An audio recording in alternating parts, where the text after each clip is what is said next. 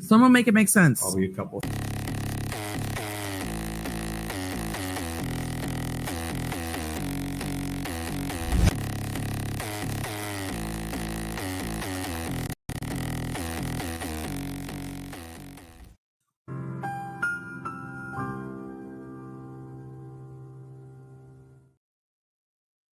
All right. Hopefully the portal worked. Looks like it worked for some of you guys here. Welcome back, Candace. Welcome back, Doug and P. Fox. And we are on to today. Here we go. Welcome, Happy Annie. Doug, let us know if you want a custom command.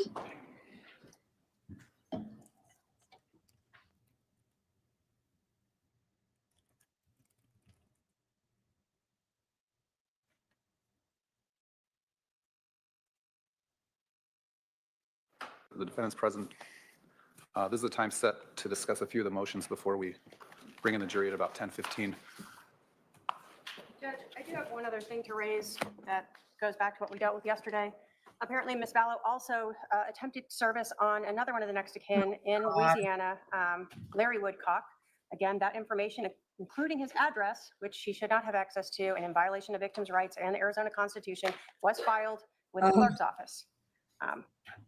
So we have multiple people that she's subpoenaing that are not on her 15.2 that she's violating victims' rights for. So I'm going to ask, of course, the court seal that subpoena as well, since it includes his address. All right, it's ordered sealing any subpoena that was filed relating to Larry Woodcock. Why does she do this? There's no point. Do you have outstanding subpoenas on God. next of kin or, well, let's start with there. Next of kin. Let me check, Your Honor.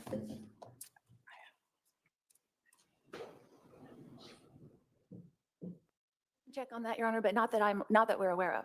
As to the extent that you have subpoenas for next of kin on either of your cases, you need to coordinate the service of those subpoenas through the county attorney's office. They can facilitate in that and getting those people served if they are indeed witnesses that have relevant information in these cases.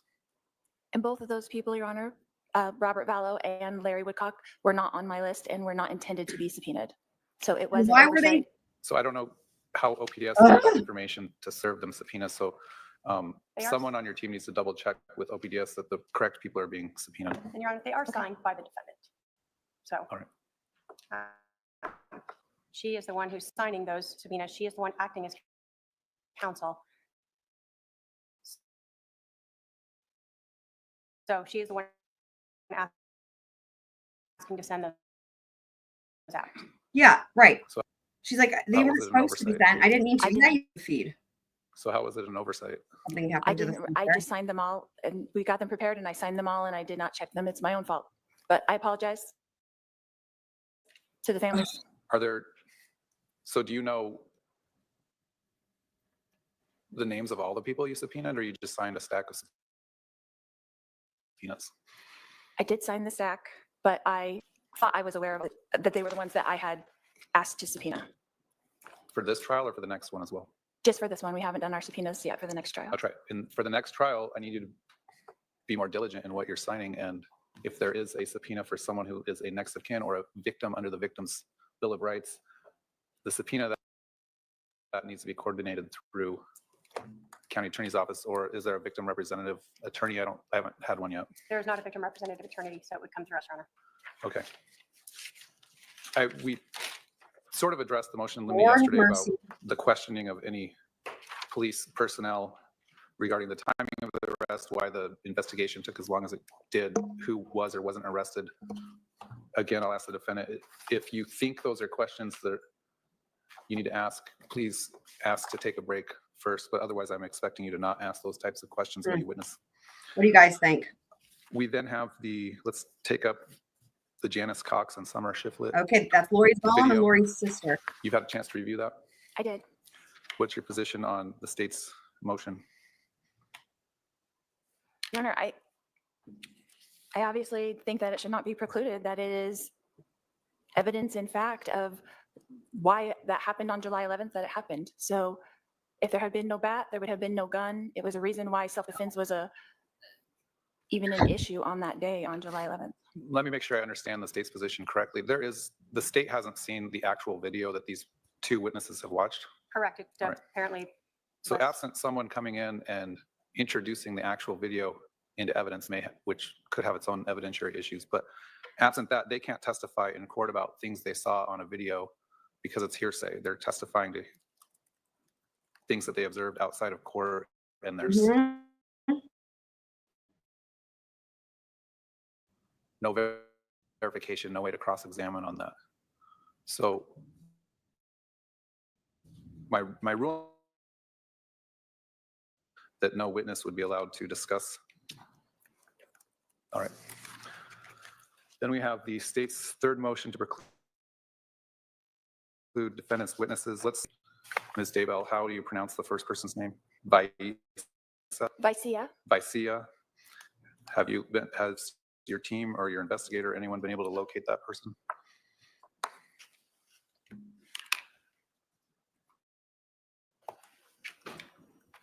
I would have to check with my investigator, Your Honor. What about Gabriel Bonilla? I know that he has made contact several times with Gabriel. I don't know if he has interviewed him, but I know that he's made contact with him several times. Do you know if he's been served with a subpoena? We're looking that up now.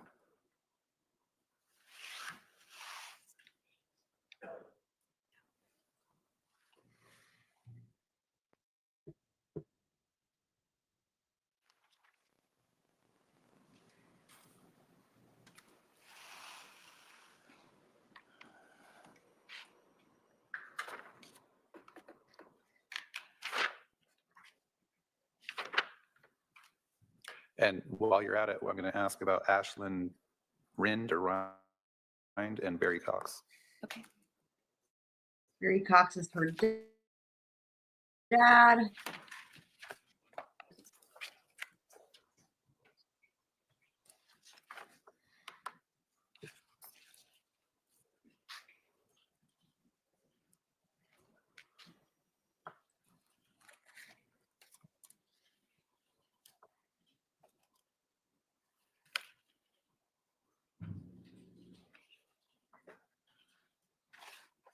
So it looks like that Ashlyn Rind was not served or found, that Gabe Bonilla, OPDS, several times tried to serve that subpoena and it has not been served. And I'm not sure on the Barry Cox. All right, well, as was indicated by the state yesterday, they may be resting their case in chief sometime Thursday, at the latest Monday. So you're kind of out of time on producing these witnesses Welcome for back, interview. Christy. I shouldn't say you're kind of out of time. You are out of time. I don't know that I need to effectively preclude them because you haven't been able to serve them or get them to appear, in which case they wouldn't be called as witnesses. In the event that they are served or surfaced, we'd still need to have a discussion of whether they have any relevant information and whether they should still be precluded because of the late disclosure of what that testimony might be. So unless they're produced to the state for an interview here within the next day or two, they would be effectively precluded. Even if they are produced for an interview, they still could be precluded. Zachary Cox, let's talk about Zachary Cox. Has he been subpoenaed?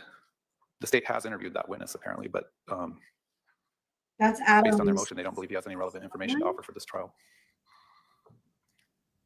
Do you believe he has relevant information to offer? I do, Your Honor. And what is that? He was with my brother, Adam Cox, that day on Yep, the Adam's 11th son. and was in communication with Adam and Charles during that day and prior to that day. What testimony would he offer that would be Fucking admissible, hell, that would be Lord. relevant to either self-defense or this did or didn't occur? He would be able to testify about what Adam already testified to.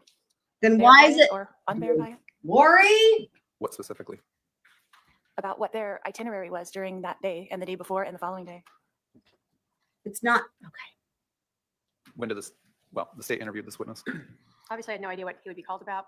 So Thank you, Christy. I talked Reminding with him for a everyone few to hit minutes. the like button and ring the bell. Did he have any idea what he would be called about? No, All I right. think unless the defendant says that he's relevant to impeach Adam in some Right. way, then I don't really understand the relevant. I mean, she just said that he could be testified to verify what Adam said. So she didn't call Literally. him to confirm. That's why I made a grunting noise or whatever noise I made, because if Adam's going to testify to it, he's going to testify the same thing. There's no point. What Adam Not said relevant. was correct. God, Lori. Is that he would be confirming what Adam said, or would he be disputing what Adam said? What specifically? Can you give me some more specifics? From his interview with my investigator, he would be disputing what Adam said. Well, then I'm not aware of that Well- interview with She just said My confirm. understanding in interviewing the defense Jeff White, is that basically they spoke for a brief time. It got heated. Who's And they? Jeff White and Zachary Cox. They did not have a full interview, is my understanding. I've not been provided with a recording of that, but in my discussion, my interview of Jeff White as a potential witness, he advised just that that Zach had advised that he had lived with them, meaning Charles and Lori, prior to them moving into this house, prior to them being separated. And that's about the extent of what I understood their interview to be. But maybe Mr. White can provide information as to how he. Mr. White, do you have any information on, you interviewed Zachary Cox? Yes. All right. And did Mr. Cox provide information that would be relevant to this trial to you? When I spoke to Mr. Cox, he was, in short, he was very belligerent. When we had spoken, I was asking about information about his father and him, as well as with Charles. The information that I did obtain from him did not agree with what his father had told me in the interview through the state. His father being? Adam. Do you know if Zachary Cox has been served a subpoena? As far as I know, I think that went through OPDS. All right. I guess we'll see if he actually gets served and shows up at court. He may not, in which case it's not an issue I need to deal with. But if he does show up, we will need to flesh out whether he has relevant information, whether he should be allowed to testify.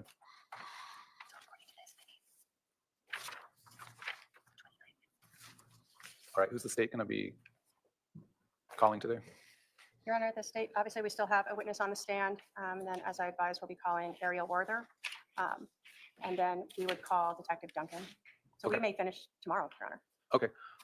My staff just signaled me that the last juror did just show up. Okay, we'll bring the jury in. Let's have that witness come back up.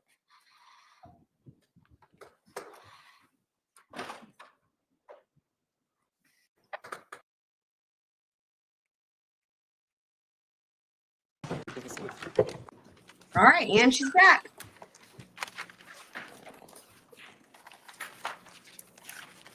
Go ahead and resume your cross.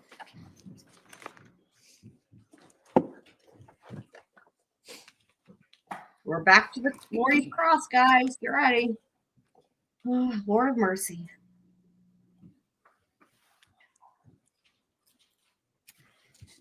Detective England, yesterday we were talking about the chain of custody of the phone, so I have a couple questions on that. Yesterday we talked about that Charles' phone went from your hands to the property room, is that correct? No. Okay. Where did When I explained to you, it's our computer crimes division, the Okay. detectives that do the downloads. Our property room is about a mile away from the police department. Okay. So it went from your hands to the computer crimes division, is that correct? Correct. We usually take phones directly to them. And how long was that between the time you left the house and you delivered that phone to them?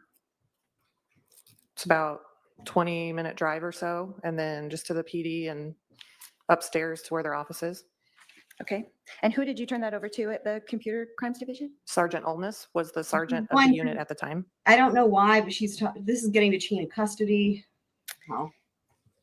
And did you use the passcode to access the phone at all? I did not. I don't do You already downloads or said exams of that. devices. Okay. Did you look to see if the threatening text messages from Charles did actually exist? Oh my I did God. not do an exam of the phone. Lori.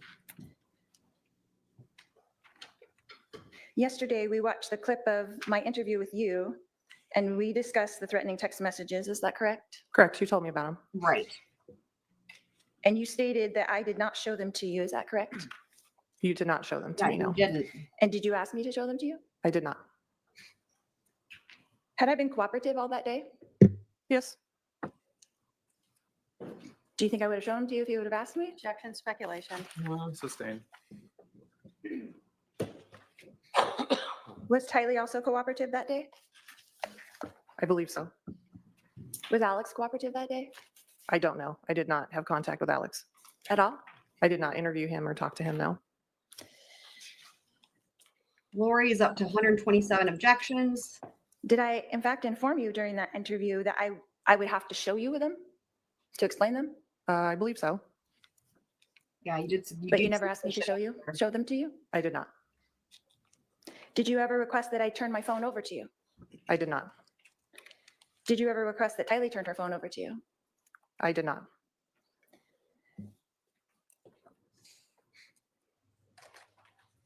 In the course of your investigation, did you ever, in fact, see those threatening messages from Charles to me?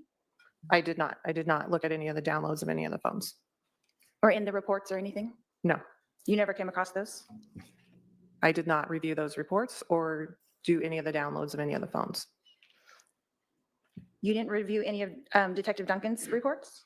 No, None of Detective Moffat's reports? no, Okay. Were you aware of the reason why I had 2 phones at the time? I was not. Did you ask me? No, I wasn't aware you had 2 phones. Yeah, duh. In the course of your investigation, did you ever learn that Charles had stolen my phone, so I had to replace it? Object to testifying and move to strike. Okay. Sustained. Your Honor, it's all part of the Lori? investigation. Ugh. Object again. Sustained, it's testimony. The form of Lori- the question was testimony. Yeah. Were you aware that after he gave it back to me that I kept both phones? I'm going to again object. Sustained. Great. Great job, Lori. Detective, in the course of your investigation, did you learn that Charles had a $2 million life insurance policy on me? I knew there was a life insurance policy. I don't know the amount. Did you ever see it in any of the reports or, I did not review and I was not part of that portion of the investigation. and you never saw that on any kind of Bates numbers? I'm going to object again to asked and answered. I'll allow it. Go ahead.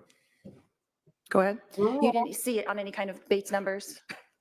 No, Bates would be what the county attorney does. That's after me, so I didn't review that portion of the report. Good job, Lori.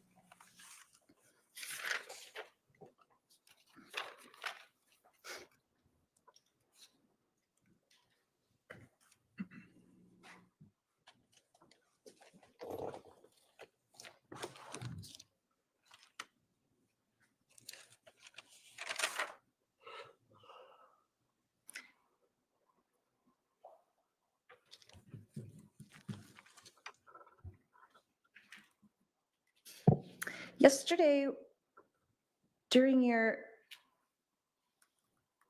direct, you said that, or during our discussion, you said that we arrived at the Chandler Police Station and that we were taken into the Family Advocacy Center. Is that correct? Correct. Is that what it's called? Yes, the FAC or Family Advocacy Center. Okay. And was that just Tylee and myself that were taken to that part of the station? I believe so, yes.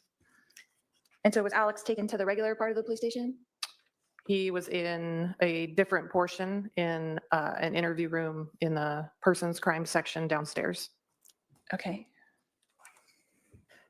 So we were taken into 3 different rooms, is that correct? When we arrived? 3 different interview rooms, yes. And we were all 3 interviewed, is that correct? I believe so, yes. And you interviewed me, is that correct? I did. And you also interviewed Tylee, is that correct? I did. And Detective Moffat is the one that interviewed Alex, is that correct? I believe so. And these interviews were all video and audio recorded, is that correct? I believe so. And did you have a supervisor or superior there at the Chandler Police Station watching these interviews live from a viewing room? Not a supervisor. Who was it? There was a detective in sex crimes that was monitoring the interviews in the Family Advocacy Center. It's kind of standard, particularly the fact that Tylee was alone in the interview room at some point.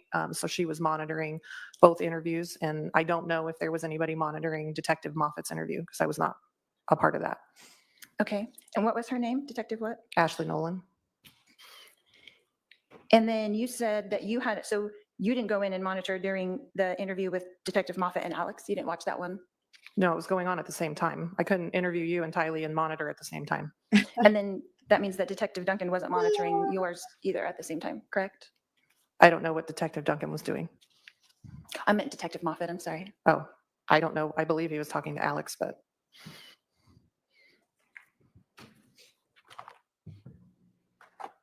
But he could have been monitoring yours and then talked to Alex after that, is that correct? Objection, speculation. Sustained. Were there other people in this monitoring room that you know of? I believe Detective Nolan was monitoring from her desk as the sex crimes detectives work within the Family Advocacy Center. They're in the same portion of the building. Okay. So they can just monitor from their desk? Correct. They're not in like a separate room, is what you're saying? No, there's a monitoring room upstairs in the dedicated suspect interview rooms, but none of those rooms were used in these 3 interviews that you're talking about. Okay. There's no point to any of this, just in case anyone's wondering. And after these interviews were complete, who decided to send us home? Well, I decided to drive you guys back to the house. And who gave you authorization to release us, I guess? Me? You didn't have to talk to a superior for that? No. And what about Alex? Who released him? That would be Detective Moffat was involved with his interview. I was not. So did you and Detective Moffat have a discussion on what to do next after our interviews were complete? Briefly, that we were done with the interviews and that at this point, whether or not to get you back to the house and how we were going to facilitate that. Okay, but it was decided at that time that we would be brought back together and taken in the van to back to the house and dropped off? It was the easiest way to get the three of you back at the same time. Are you aware of the press release that was issued by Chandler Police Department later that day? I am not. You never read it? I no. You never heard about it in the course of your investigation? The press release? Yeah. No. You never discussed it with any of the other detectives? I would object. She's Yeah. asked and answered. Yeah. Sustain.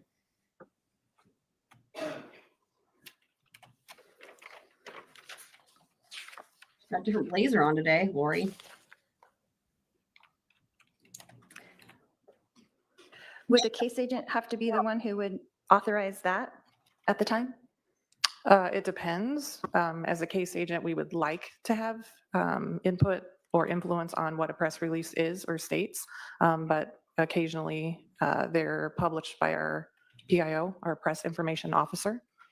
So that's who you need So to call, do Lori. you know if Detective Moffat was the case agent at the time, is that correct? He was. And so do you know if he talked to the PIO and put that out or if he didn't know? Objection, speculation. Mhm. Sustain. Yeah, sure is. Do you know if the PIO agent just put it out? Objection, she Yeah. doesn't know about this. Yeah, yeah. Do you know? I have no idea. Move on, Lori. Detective England, yesterday the prosecutor asked you several times, why didn't Lori just give the phone back? Is that correct? That's correct. Did you learn in your investigation that the entire altercation only lasted a few minutes? That'd be a fair assessment. Because we discussed that in our interview, is that correct? That's You fine. did. So from the time Tyler came out with a bat and I ran outside is maybe less than 2 minutes. We discussed that, is that correct? We discussed that it probably happened in a short amount of time. I don't think we gave a specific time amount to what happened, but that it happened in a relatively short amount of time. We didn't say that was like 1 to 2 minutes, like, That was our discussion, yes. yeah, that was our discussion. Okay. So we would not have been arguing for a very long time, is that correct? I think it's relative as to how long you've been arguing or how long the altercation took. Mother of God. Detective, in the course of your investigation, did you learn that JJ was outside in the car? I did. Did you learn that the car was still running? Friends here. Woo! I don't know. Did you learn that JJ was in fact in the front seat? I know that you had articulated he was put into the car, but I don't remember if you specifically said the front seat, but he was in the car. Did you learn in the course of your investigation that JJ had autism? Yes, you told me about that. Did you verify that at his school? I did speak with his school, yes. When did you speak with the school?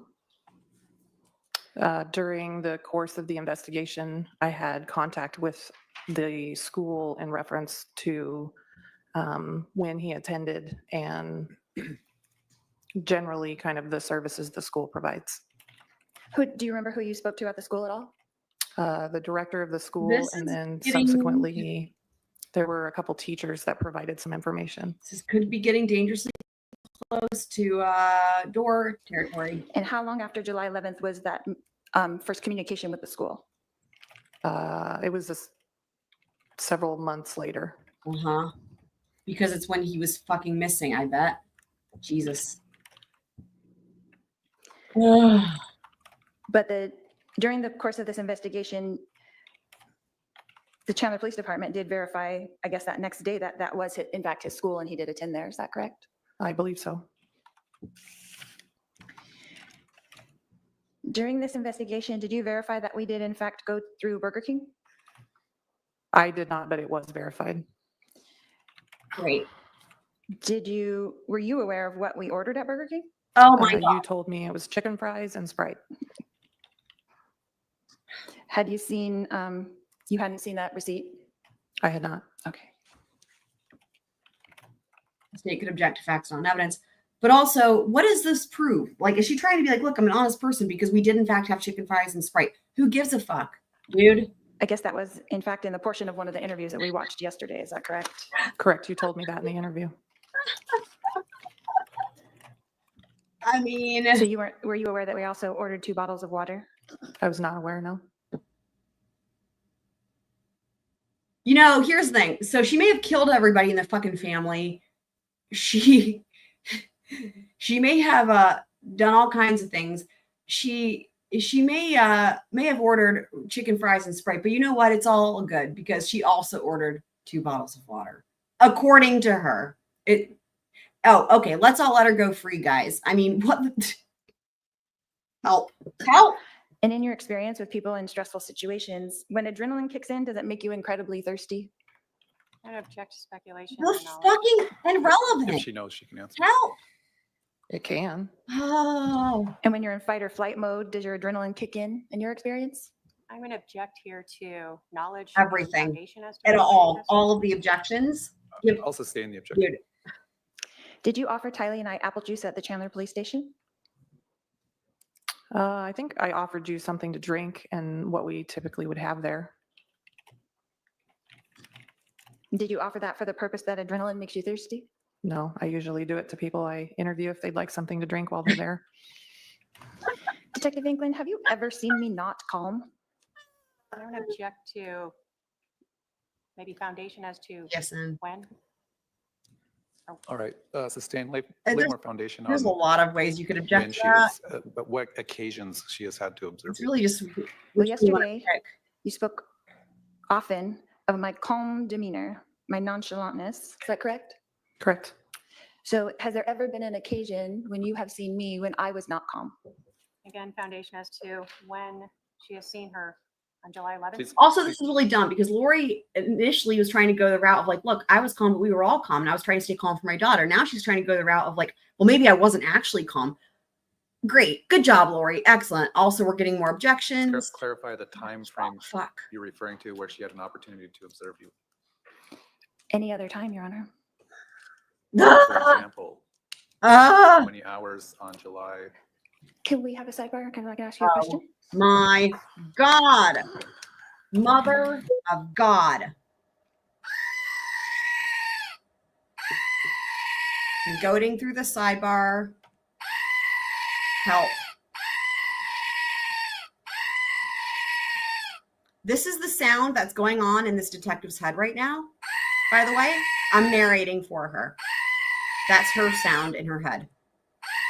This is her right now. This is all of us right now. The goat giving us all a voice.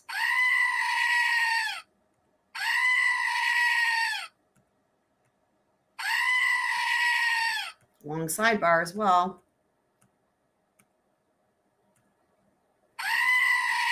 Is Lori going to be like, oh, you have water up there. Are you adrenaline rushed at the moment? Okay, great. Detective England, did you discover in your investigation that I had run outside without shoes? Yeah, I mean, great. What do these questions have to do with anything? No, they don't. I would say I don't. Sometimes you can kind of see where she's going, but even if you can figure out where she's going, it's usually not actually relevant or helping. Legally speaking, it's just her trying to prove a point. But there's plenty of times where I can't tell where she's going. I don't think anyone can. I don't know. Is it just to ask questions to make it seem like she has a point? Is she trying to hope the jury is just going to think there's a point? I have no idea. Prosecutors should have a wheel of objections to select which type of objection. Yeah. Gwen says, I believe she's trying to prove the witness is unreliable, but not sure. I don't even know if that's her goal. I don't even know if she knows what her goal is. I don't know. Yes, kind of. And did you learn in that investigation that we had stopped at Walgreens and I did purchase 2 pairs of flip-flops? Yeah, you told me that. I mean, and that was verified later. It was by a different detective. Okay. You didn't verify that at Walgreens or at Burger King, is that correct? I did not. That was a different detective. Okay. And as part of your investigation, did you view the video of me going into the Walgreens to purchase the flip-flops? I did not. Okay. And how hot was it that day on July 11th, 2019? Warm. Oh my God. Like in the hundreds? Why? July in Arizona. I'd say it was probably warm. Would it have been Oh, difficult to walk God. JJ to his class on the cement with no shoes on, do you think? Objection, relevance, Speculation? speculation. Yeah. Sustained. I think Mhm. the jury can draw their own conclusions about the temperature Thank in Arizona you. in mid-July. Dude, he's like, Detective, I want to hear that again. This judge, how he's keeping a straight face is beyond me. Sustained. I think the jury can draw their own conclusions about the temperature in Arizona in mid-July. Detective, did you learn in your investigation that after By the taking way- JJ to his classroom that Tylee and I I forget where it was. There was somebody somewhere who's like in the gallery or whatever. And this came out yesterday. I forget where this was. They were in a live stream somewhere, but they were saying that they're in the gallery and that the jury's constantly like their faces with Lori when she's on cross, their faces are constantly like WTF face. They're like just that's their faces. So by the way, headed straight back to the house I believe so. and that we met with police? Is that correct? Correct. You. As soon as we contacted drove up, first contact was with, Officer Krautheim. yes, Krautheim. Okay, thank you. Detective, is it your understanding that we fully cooperated with the police? you already asked that. They could object. You were That's the cooperative answer. with interviews with me. Happened already yesterday. That we did as we were instructed? You with me in your interview. You You were weren't cooperative. instructed to do anything. And Tylee was cooperative with you as well, correct? I believe so. And that you had said yesterday that we were voluntarily interviewed by the police, is that correct? Correct. You were not in custody. Mhm. Did we know that? I believe so. When we were placed in those interview rooms, did we know that we could just walk out and leave anytime?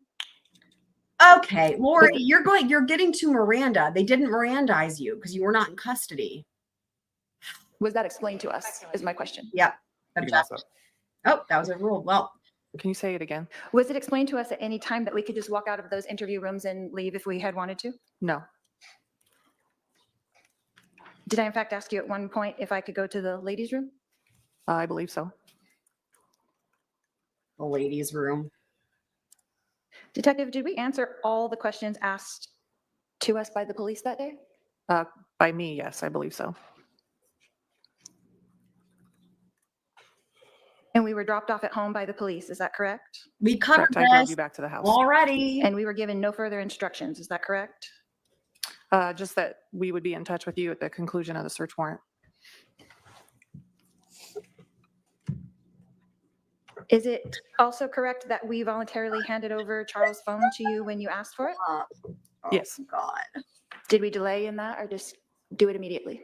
No, you gave it to me when I asked. Was there any time, Detective, on July 11th, 2019, that we did not comply or cooperate fully with the police in their investigation? In my interaction with you, you were cooperative. Thank you, that's all I have, Your Honor. Redirect.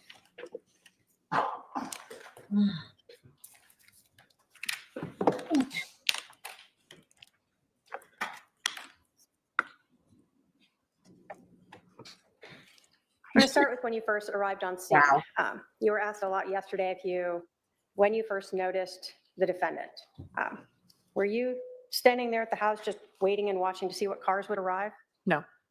So when you first noticed the defendant you just happened to glance over and see another officer speaking with her. Correct. You were asked a lot about her demeanor that day, both when you first interacted with her, taking her over to the van, correct? Correct. Did Lori Vallow's behavior stand out to you? It did. Why? So based on what was going on, that we had a homicide, her husband had been shot and killed, her brother was the one who shot and killed her husband. It was inside her home. Her children were at least partially present to this event. Her demeanor seemed odd, given. Hold on. Is that enough reasons? Hold on. Let's go back and hear all that again. That's like all of the reasons. The van, correct? Correct. Did Lori Vallow's behavior stand out to you? It did. Why? So based on what was going on, that we had a homicide, her husband had been shot and killed, her brother was the one who shot and killed her husband. It was inside her home. Her children were at least partially present to this event. Her demeanor seemed odd given what was going on at the house that day. I will say this much. If Lori understands what recross is and that it's a thing that can happen, if she understands that one answer alone, I guarantee you she'll recross just to try to fight that answer right there. So throughout this time, you're just noting her demeanor, right? Correct. You were asked about whether or not you were calm at the scene. Do you recall being asked that on cross? I believe so. Had you just seen your husband get shot No, inside your own home no, by your brother? no, You were asked if the other officers at the scene were calm. You recall being asked that? I do. Were you aware of any of them having just seen their significant others being shot No, by a family member no, inside their own home no, with their children present? no. That was a So it's good difficult to compare line the question demeanor of there the from the officers and yourself with that of, say, Alex or Tylee or the defendant. It would be difficult comparison. Not the same situation. No. Yeah. You were asked a lot about Tylee's demeanor as well. Did you ever see her appearing to be panicked, No, overwhelmed with emotions? no. Was there anything about her demeanor or your interactions with her that made you feel she needed any type of medical treatment or medication or anything? No. The death notification that you attempted to make, I'll say. So to understand this, we're both Lori Vallow and Tylee inside the van. They were inside the CR 288 van. Can you describe for us what this van looks like? How is it, like a minivan? What is it? No, it's a larger, like 10 or 12 passenger vans, big, full size. So the doors open from the side to get into, I think there's like 3 rows of seating. And they use the van to bring services out, but also to transport people, and they have car seats and things like that. So when you went up to the van, you opened the door Correct. The side door to open to get into the rear portion of the van. and you were with your sergeant at the time. Correct. And you asked if Lori would come out with you. I was trying to get her to come out of the van to talk to her outside of Tylee's presence. Why did you want to do that?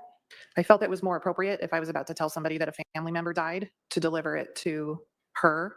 And then typically what we'll try to do is kind of formulate a plan as to how we're going to tell children as to what happened. But before that, did Lori Vallow tell you something? She did. What did she tell you? She said that she already knew because she was there. And this was not what you were expecting to hear. It was not. You were expecting that she had no idea, Correct. that she rolled back up to this house and sees her brother out there but doesn't know what's going on. Correct. I will say this though. For one, when Lori was asking this question, she did it in a terrible way, but she did have a point when she was trying to ask this question. The point is this, that like, how did Lori, and not that it matters one way or the other, right? But just Lori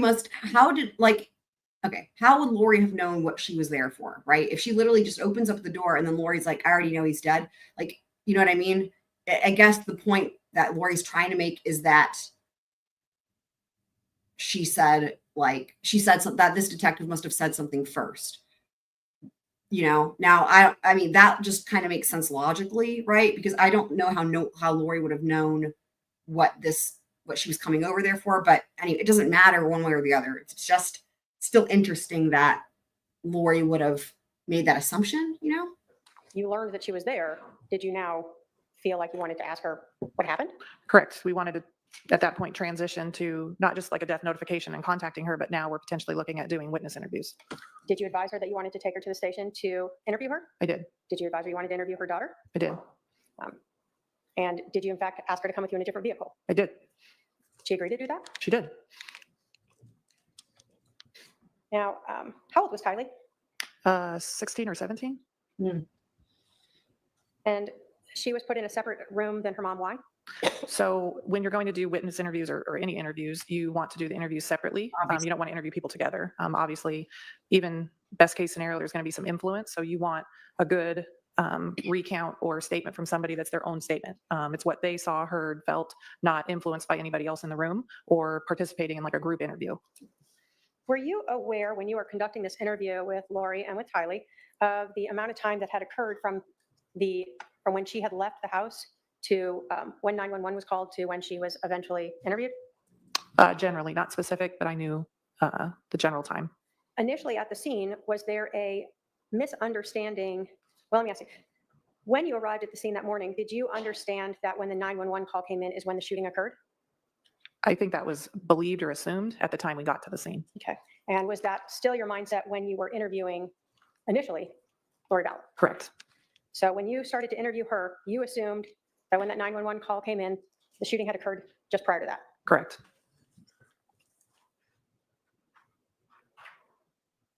And it hadn't. And that's the thing. Because When you were we listened to the 911 call yesterday, and Alex, when he calls, says it happened just minutes ago, and that's not true.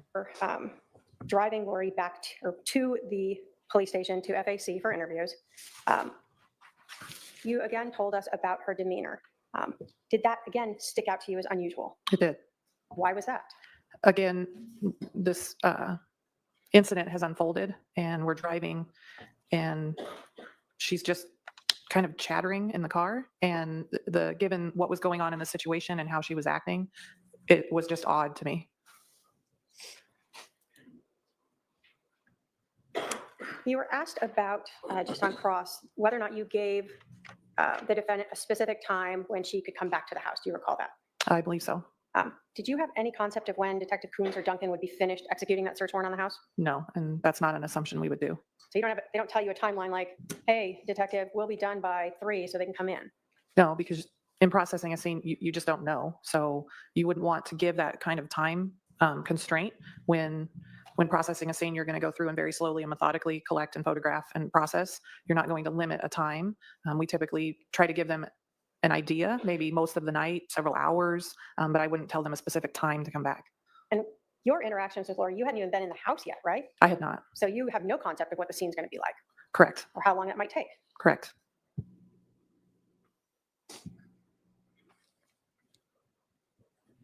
When you were interviewing the defendant, is it normal for you to offer drinks to people when they're being interviewed? Absolutely.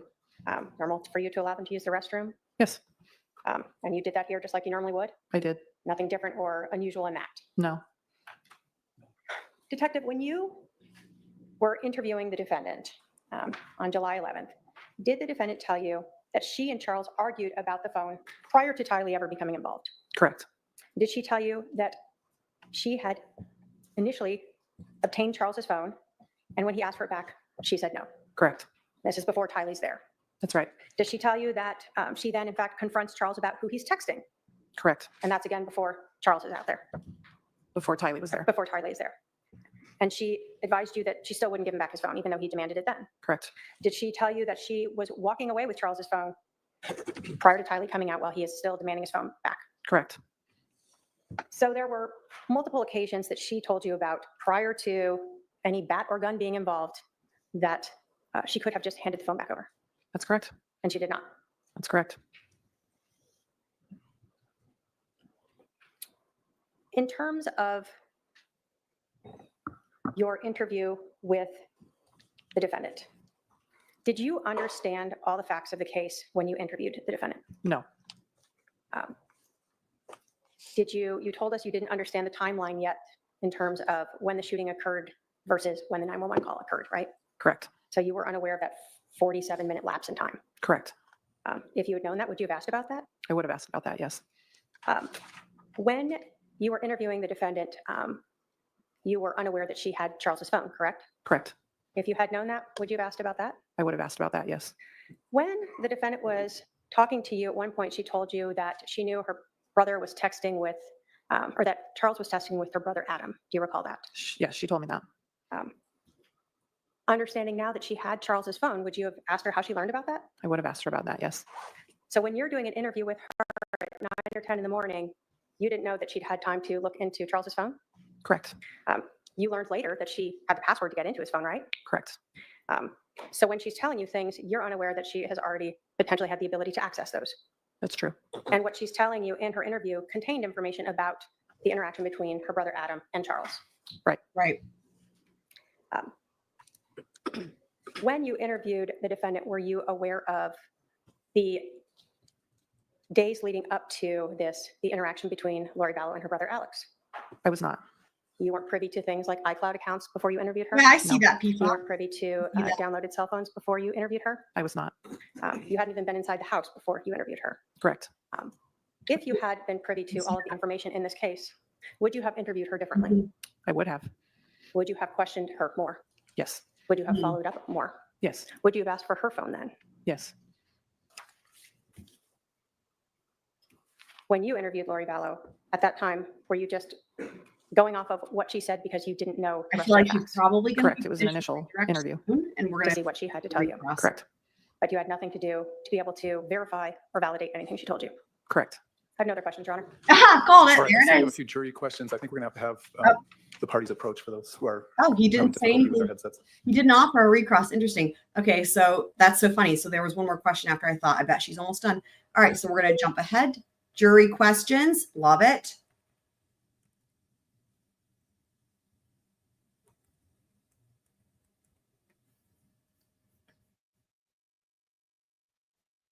What do you mean, P. Fox? Are you talking about in regards to Georgia Kappelman, the Adelson prosecutor?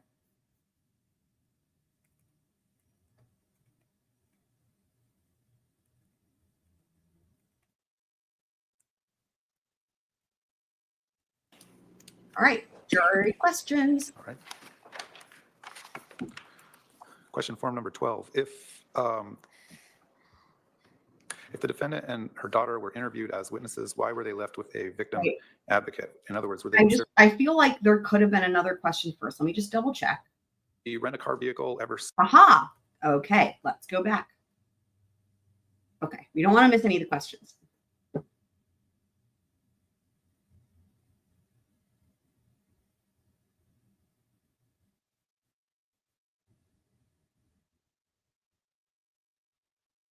Oh, I see what you're saying. Yeah.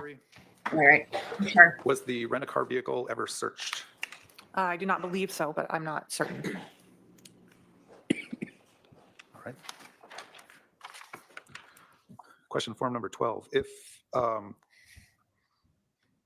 the defendant and her daughter were interviewed as witnesses, why were they left with a victim advocate? In other words, were they considered victims or witnesses?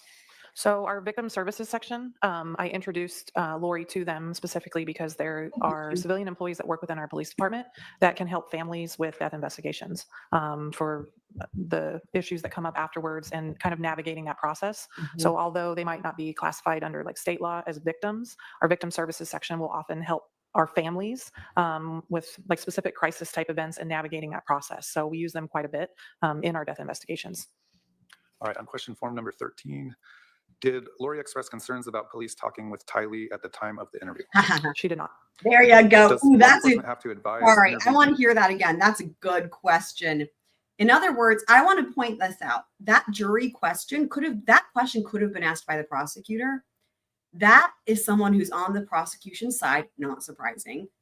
Following up with that question, that is a great question that could have been asked by the prosecutor. Wow. That's like a big fuck you to Lori right there. Crisis type events and navigating that process. So we use them quite a bit in our death investigations. All right, on question form number 13, did Lori express concerns about police talking with Tylee at the time of the interview? She did not. Does law enforcement have to advise interviewees they are being audio and or video recorded? They do not. There is no That's another expectation one. of privacy within a police station. That's another one the prosecutor could have asked. I bet that's the same juror. Wow. What a big middle finger to Lori that is. What great quest. Dude, like the redirect that should have happened, honestly, for the prosecution is these two questions. For real, for real. Are being audio and or video recorded? They do not. There is no Wow. expectation of privacy within a police station. All right, are there any further juror questions at this time? Not seeing any. Would the defendant like to follow up on those juror questions? Oh boy. No, Your Honor. State. Just briefly, with regards to introducing Lori and Tylee to your victim services, were you trying to provide whatever services might be necessary due to the fact that her husband had been killed? Correct. And what you assumed at that point was Tylee's dad or stepdad had been killed. Correct. And again, this is all prior to you learning more about this case? Correct. No other questions, Your Honor. All right, you can step down. The state can call its next witness. Next Thank you. witness. They usually take a hot minute to get these witnesses in.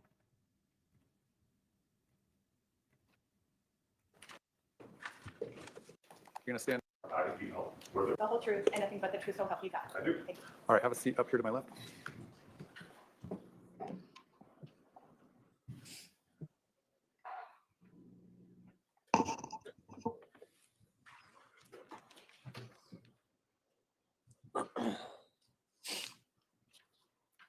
Whoa, look at that guy. That's interesting. Snazzy. I love a new witness. So exciting.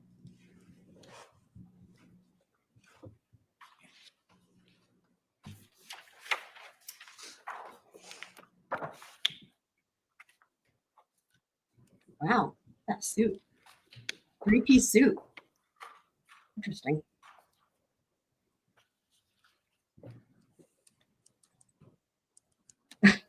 What are you doing, prosecutor? Dude. One second.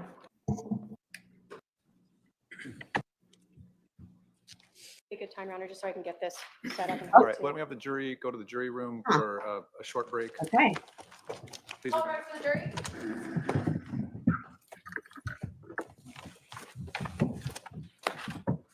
Guess what? We get to go through the break. Yay. Oh, it's not that long, it looks like. Hold on. At that sidebar, the defendant indicated she wanted to question the witness further regarding how many times the witness had observed her and her demeanor, which would necessitate the witness talking about observing her here in this trial, observing her on July 11th of 2019, as well as the trial in Idaho, and possible viewing of interviews or social media posts. I advised the defendant that this is probably not a door she wants to open because the setting of those interviews would be relevant. For example, someone appearing in court intuitively might behave better than someone who's not appearing in court or in a trial. And the defendant said she would move on from that area. Okay. Is that an accurate recitation of the sidebar from the state's perspective, Yes, Your Honor. from the defendant's perspective? Yes, Your Honor. That's fine. All right, and then we did another sidebar regarding jury questions at 11:01 a.m. The first question, juror question number 10, as a detective, does your subconscious mind use a witness demeanor as any type of evidence? The parties agreed with me that that's probably not an appropriate question to Okay. ask, so it was not asked. Juror form question number 11 was asked. That was the question as to whether the rental car was ever searched. Juror question 12 was also asked by, I should mention, by agreement of the parties. And this was the question if the defendant and her daughter were interviewed as witnesses, and the explanation between being interviewed or considered a victim versus a witness, which the witness answered. Question form 13 had 4 questions on it. The first question was not asked, did Lori ever ask for an attorney during interviews of her and Ty Lee? The second question, did Lori express concerns about police talking with Ty Lee at the time of the interview? Neither side objected to that question, so it was asked. Question number 3 on form 13, do police need parental consent to speak with a minor even if being treated as a witness?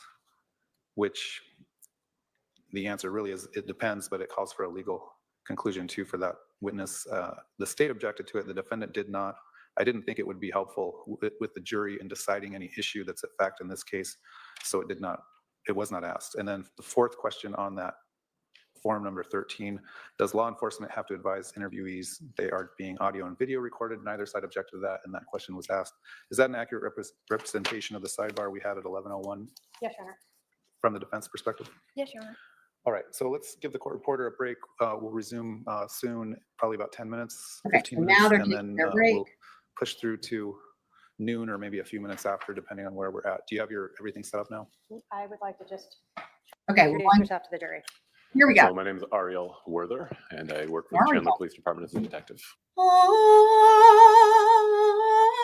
Sorry, couldn't help it. How long have you worked for the Chandler Police Department? I've worked for the Chandler Police Department since 2008. I did not become a sworn law enforcement officer until 2011. I've worked for them continuously since then. They're the only law enforcement agency I've ever worked for. Can you tell us sort of the different areas you have worked and where you currently work? So initially from 2008 to 2010, I was a police dispatcher. So if you called 911, I might be the person who answered, or I might be the person sending the officers and keeping track of where they were. And then in 2010, I went to the Arizona Law Enforcement Academy, graduating in 2011 as a sworn officer, returning to Chandler in that capacity as an officer. I worked as a patrol officer until Well, technically 2016, but the last 2 years of that I was assigned as a field training officer, which means that if you were a new officer out of the academy or somebody going back to the road from specialty, you might ride with me for a while as I reoriented you to how things are done on the road. You want to go into And the then red? after doing that, I moved to the Special Victims Unit, primarily focused on investigating sex crimes from 2016 to 2020. And in 2020 and until now, I've been assigned to the Robbery Homicide Unit. When you were with the Special Victims Unit, did you ever work with the Robbery Homicide Unit? I did. In fact, from fairly early on, I was aware that this was something that I wanted to do eventually. So I made that known. And particularly working in detectives under the umbrella of persons crimes, you have your sex crimes, family crimes, robbery homicide units.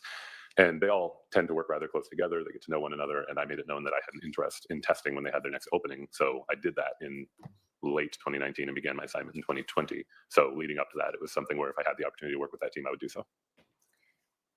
Can you talk to us? Have you ever had any type of training in dealing with cell phones and cell phone GPS data? Oh, Yes, I've had boy. extensive training, much of it more recently. It's something that I certainly became aware of, and I have an interest in technology and what Okay. it can be used for in investigations. And so there were areas that I was aware of, particularly working in the Special Victims Unit, so starting from about 2016 on. It was in 2022 that I took my first 40-hour class on the proper interpretation, of cell phone records, specifically that might come from the provider. There's an important distinction between the All the location targets. data that might be found on one's phone Yes. versus the data that a provider stores about Yes. their devices that can also be used to infer the location of the device. I took a 40-hour class primarily on that subject in 2022. And then in 2023, I took a 40-hour class leading to eventually becoming a subject matter expert in that area. Have you previously testified in court about cell phone GPS data? I have. Have you previously testified in court about Here's mapping where I GPS think- data recovered All from cell right. Yes, ma'am. Here's where I think this is going. It sounds like they're going to offer him as an expert. This will be their first expert witness. Dude, the cell phone shit, I get so fucking excited. You guys know, DSN says I told them I'm interested in sex. That's funny. You know, I'm so excited. I love the cell phone shit. phones? I have. Yay. Do In July it. of 2019, were you still in the Special Victims Unit? Yes, I was. And did you become involved in a shooting that occurred on July 11th of 2019 at 5531 South Fort Peaks Avenue in Chandler? I did. How did you get involved in that? I believe I was downstairs where we all work in a similar area and became aware that a shooting had occurred, that it appeared that one person was deceased, and I volunteered to come along. My capacity was more to shadow, to learn about how these investigations are conducted with the aim of testing. That's something that's best practice to do if you want to test for a unit. You ought to go out and see how the job is done. So when you initially, did you go out to the scene? I did. And when you initially out there, who did you shadow at first? Initially, I was at the scene with Detective Coons. Ah. I was present during the scene investigation, though, again, as someone who was observing, I didn't personally impound anything or directly conduct the scene investigation myself. At some point, Did you meet Ursula at some point? That would be Lori in this case, wouldn't it? as you are shadowing these, were you given different requests to help the detectives who were working this case? Yes, although I'd say the extent to which I started going out and doing things, assigned tasks, really began the day after, on Friday the 12th. So on Friday, July 12th, 2019, did you become aware that no one had obtained contact information for JJ Vallow? That's right. Oh. And did you offer to reach out to Lori Vallow to get that information? I did. Why did you need that information? To have a complete and thorough police report, it's best practice to have proper documentation, name, date of birth, basic demographic information for all the people who are involved in a case, however they might be involved. Given the information we had at that time, he's someone who ought to be listed in the report. Okay. Was he also known to be the son of the deceased victim? Yes, that's right. On the 11th, had you had any contact with Lori Vallow? So I did not have any I don't know. contact. It remains to be seen. Maybe they're not. Maybe because of he was working in the capacity at that time, following, shadowing, training. Maybe he won't be a cell phone expert. I don't know. We shall see. But still exciting that I just get excited when my ears perk up. Contact on the 11th. Although my ears are always perked, but On July 12th, after you offered to get that contact information, did you make contact with Lori Vallow? I did. Did you see her or call her? I called her first. And was that call recorded? That call was audio recorded. Oh, When you spoke with Ms. Vallow, did you obtain the contact information for JJ Vallow? Yes. Did you learn from her where JJ went to school? Yes. yeah, that's true. Did you confirm that she had gone to Wasn't Burger King he- before taking JJ to his school? Yes. Did you at some point during that conversation with Ms. Vallow learn that Charles Vallow was staying at the True Hilton Hotel? Yes. Prior to this, had you known that where he was staying? I don't think I had any information either way. So as someone who was separate, did you have any idea where Charles was, whether he was staying at the house or was elsewhere both. prior to this? I didn't have that information, no. So you just learned this during your conversation when you're trying to get JJ's information. Correct. Did Miss Vallow advise you that she was in possession of Charles Vallow's hotel room key? She did. Did she advise where she had found that? In his wallet, I believe.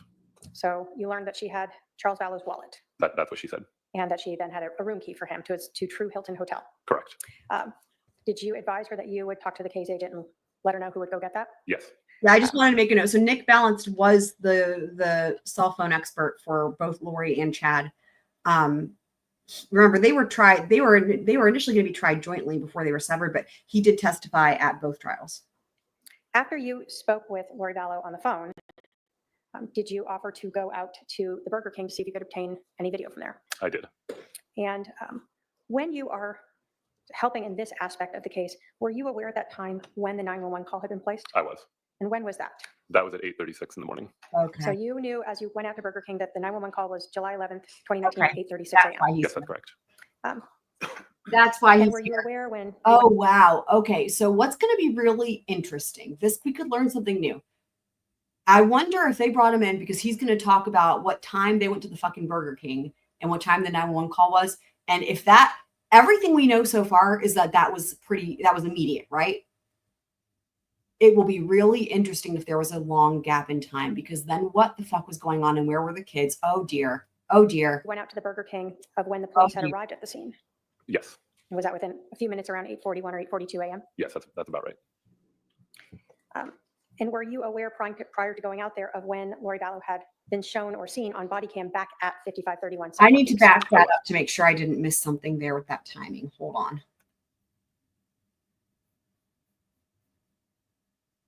Were you aware at that time when the 911 call had been placed? I was. And when was that? That was at 8:36 in the morning. So you knew as you went out to Burger King that the 911 call was July 11th, 2019 at 8:36 a.m. Yes, that's correct. And were you aware when you went out to the Burger King of when the police had arrived at the scene? Yes. And was that within a few minutes around 8:41 or 8:42 a.m.? Yes, that's about right. And were you aware prior to going out there of when Lori Vallow had been shown or seen on body cam back at 5531 South Four Peaks? I was. And was that the 8:48 a.m.? Yes, that's right. So all of this is kind of the timeline you're considering when you're going out to Welcome Burger back, King. official. Correct. So when you went out there, were you aware of that? I guess when you went out to Burger King, were you also under an understanding that Lori Vallow had said she was at the house when Charles Vallow was shot? That was my understanding, yes. So did all of that play into when you would assume the timing of her arriving at Burger King? It did. So Oh, sometime after boy. 8:36 is what you're expecting? To some extent. I was aware that Oh boy. there's a little bit of a logistical difficulty in the question of how one could leave at 8:36 or at just after, and then arrive back by 8:48, knowing the distances and knowing the city of Chandler like I do. So because of that, knowing that it was clearly the case that she was there at 8:48 because she was on officer's body-worn video, then I knew that there was some chance I would find that the video was in fact prior to the 911 call, because otherwise the distances and the travel didn't seem quite right. So you see this 12-minute time from when 911 is called to when she arrives back, and you're thinking that there's no way to go to Burger King and drop a kid off at school and get back? Correct. One of the other things that I was trying to establish when I called her is where she had taken him to school, and to confirm that we hadn't misunderstood about the Burger King event happening after the shooting, because we Okay. hadn't misunderstood. And then learning where the school was approximately 7 miles away from the house. So the idea that one could in 12 minutes go to a Burger King, get their order, drive 7 miles one way, 7 miles back, and arrive in that amount of time seemed very unlikely to me. Oh boy. There's going to be a big fucking problem. Okay. The only thing that seemed like it had happened in this, right, in terms of Lori's story, was the going to the Burger King and the taking JJ to school. If that shit didn't happen when she said it happened, we have a whole additional set of problems that we did not know about. And I don't know we still don't know what he's going to say, but holy fuck. Really though? Like the one thing she had going for her. So you're now going to Burger King to try to figure out when she actually went there? Correct. When you are going to the Burger King, were you aware of what vehicle she was driving? I was. Was that, again, body cam had shown what vehicle she had come in? That's Mhm. correct. Yeah. And was that a red Kia Sorento? That's right. So when let me ask you this, did you go to a Burger King over at 2865 East? I love Cockatoo that, Doug. I love that Daybell disaster tour. That's great. Great. Love that. Road in Chandler? I did. How did you know to go to that one? I chose that one because it was the closest one, and I wanted to make that logical assumption that probably someone would go first, and then see if I found evidence there that was the correct one. All right, so you weren't given that information. You're just trying to figure out which Burger King it was. Correct. Did you ask to see if they had surveillance video from the morning of July 11th? I did. So you're there on July 12th? Yes. When you look at surveillance video at a place like a Burger King, do you ever verify that Oh, the date boy. timestamp on that video is accurate?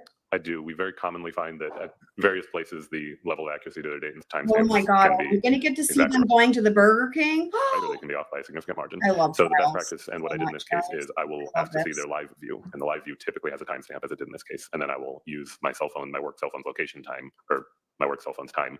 And if they match up, then to me that indicates that the timestamp is probably relatively reliable, particularly if I'm there just the day after the video that I'm looking for. In this case, was the date timestamp correct for that Burger King? Yes, that's right. Did you then ask to watch the surveillance video from that morning of July 11th? I did. And Oh my God. as you were watching it, did you see a red SUV and a person that appeared to be Lori Vallow going through the drive-thru? I did. Do you recall about what time you saw that happen? I want to say the timestamp on that is around 7:20 something. Is it 7:54? 7:54. Oh, she's extra fucked now. So her whole Burger King fucking story is fucking dude. You've got to be kidding. She's off by like an hour and 10 minutes. What? What? Oh my God, she's fucking. I mean, she was already toast. Let's pretend in a world where Lori wasn't already toast. Now she's toast. Holy fuck. That is probably correct. Yes. Let me back that up. Holy shit. Why, Lori? Why would you fucking lie about this? It was the one thing you had going for you was the going to Burger King. Oh, Lord. Fucking hell. You guys. And appeared to be Lori Vallow going through the drive-thru. I did. Do you recall about what time you saw that He's happen? done. He extra done. Extra done. I want to say the Okay. timestamp on that is around 7:20 something. Is it Oh. 7:54? 7:54. Okay, 7:54. So then still though, that's still, so he says 7:20. That is probably correct. Yes. Okay, so if 7:54 though, she's still fucked. That's still a solid, like what, 40 minutes or something earlier. The point being, it's before the fucking 911 call. It's before her whole order of events. Wow.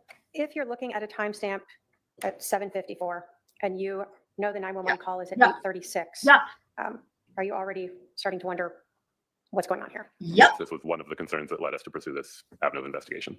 So that discrepancy right there is when it changed for them. Remember, they seemed to buy his story initially, Alex's story, right, of self-defense. When I'm reading between the lines about this, because they can't really get into all that self-defense business, right, for myriad reasons. But I'm reading between the lines that for them, this was a turning point. Like the extra fucked bit is that much extra fucked because they saw this and they were like, oh, okay.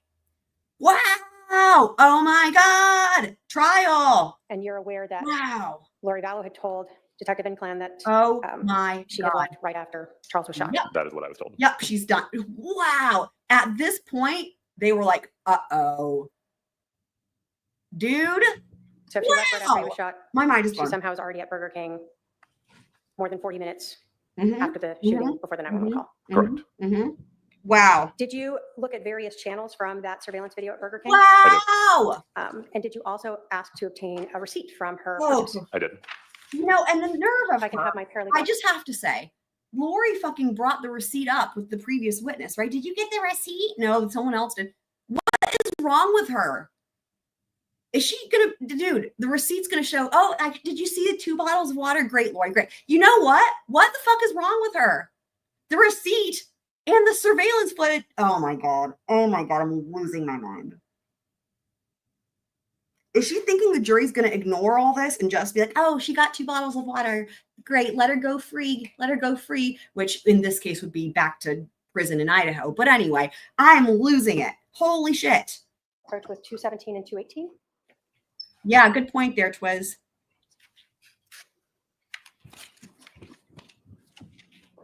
Thank you. We're looking at 217 and 218. Do those contain affidavits from Burger King authenticating both the recording and the receipt? They do. I just have to say, I love that Official and Candace are having a little California moment about places I don't have any idea where they are, but I love that. That's great. Going to different California places, small world, right, people? And is that from the Burger King that you went to obtain that video and that receipt? It is. The state will move to admit 217 and 218. Any objection? No objection, Your Honor. 217 and 218 are admitted. No objection from Just so we Lori. know, although we have a video right there and that's been admitted, did you create a PowerPoint we're going to get to in a bit that actually Oh. includes Whoa. the relevant portions of Oh. the video in it? I did. A PowerPoint? So ultimately, we have 7:54-ish that you see Lori Vallow going through the Burger King. Were you then ever This asked? dude showed up. He showed up in his 3-piece suit with a snazzy tie. Like, I am bringing, you guys ready? I'm going to drop the bombs here. Wow. Oh my God.